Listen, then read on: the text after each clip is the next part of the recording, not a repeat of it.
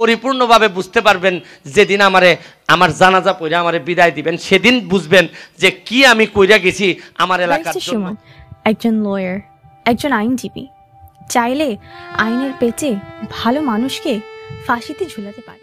আসসালামু আলাইকুম দর্শক, দেশ ও দেশের বাইরে থেকে যারা এই মুহূর্তে আমার ভিডিওটি ওপেন করেছেন সবাইকে অসংখ্য অসংখ্য ধন্যবাদ। দর্শক, প্রথমেই আপনাদেরকে বলতে চাই, ব্যারিস্টার সুমন কাকে এত ভয় পাচ্ছে, কার জন্য উনি নিজেকে মাঝে মাঝে ছেড়ে দিচ্ছেন, নিজেকে মাঝে মাঝে অসহায় ভাবছেন, নিজেকে মাঝে মাঝে নিরপরাধ এবং অপরাধী মনে করছেন।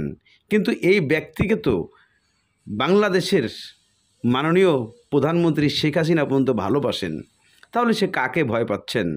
যেখানে আরও একজন ব্যক্তি নিউ ইয়র্ক থেকে বলছেন, প্রিসিলা, উনিও ব্যারিস্টার সুমনকে নিয়ে কিছু কথা বলছেন। কিন্তু কেন ব্যারিস্টার সুমন নিজেকে একজন লয়ার হয়েও উনি কেন ভয় পাচ্ছেন বড় বড় রাঘব বোয়ালদের কাছে? নাকি নিজেকে সরে যেতে চাচ্ছেন এখান থেকে?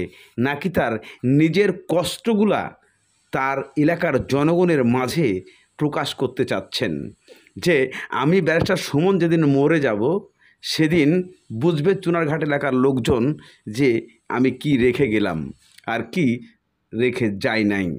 দর্শক, আমি একটা জিনিস বোঝাতে চাই, ব্যারিস্টার সুমনের এই কথাগুলো বলার কারণ আপনারা একটু নিজে মুখে তা শুনুন, তাহলে আপনারা বুঝতে পারবেন যে আসলে কি ঘটনা। পরিপূর্ণভাবে বুঝতে পারবেন যেদিন আমার জানাজা পড়ে আমারে বিদায় দিবেন, সেদিন বুঝবেন যে কি আমি কইরা গেছি আমার এলাকার জন্য। জন্মের পরে যে জন্মস্থান পাইছিলাম, মৃত্যুর আগে এর চেয়ে ভালো জন্মস্থান আমি রেখে যাচ্ছি। এটা আপনাদের পরবর্তী প্রজন্ম বুঝবে যে কি আমি রেখে যাচ্ছি এই এলাকারে। মোবাইলে ভিডিও করে প্রায় $500,000 ইনকাম করা হয়েছে এই সোনারঘাট মাধবপুরের মাটিতে। $500,000 মানে প্রায় 5 কোটি টাকার মতো। যে দেখতে পান এমপি সাপ ডাকা লাগে না, আমারে যে সুমন ভাই বা সুমন, ছোট ভাই সুমন ডাকতে পারেন, এবং যে ইচ্ছা আমার কাছে। দর্শক, ইতিমধ্যে আপনারা কিছু কথা শুনেছেন ব্যারিস্টার সুমনের, যে কথাগুলা খুবই গুরুত্বপূর্ণ, খুবই কার্যকর।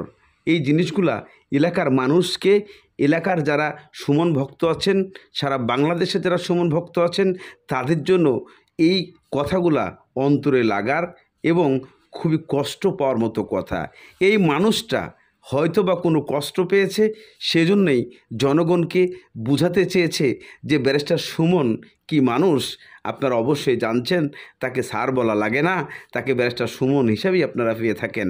অথচ গত 10 বছরে যে এমপি ছিল তাকে স্যার বলে ডেকেও আপনারা কাছে পান নাই, এলাকার কোনো কাজ করাতে পারেন নাই।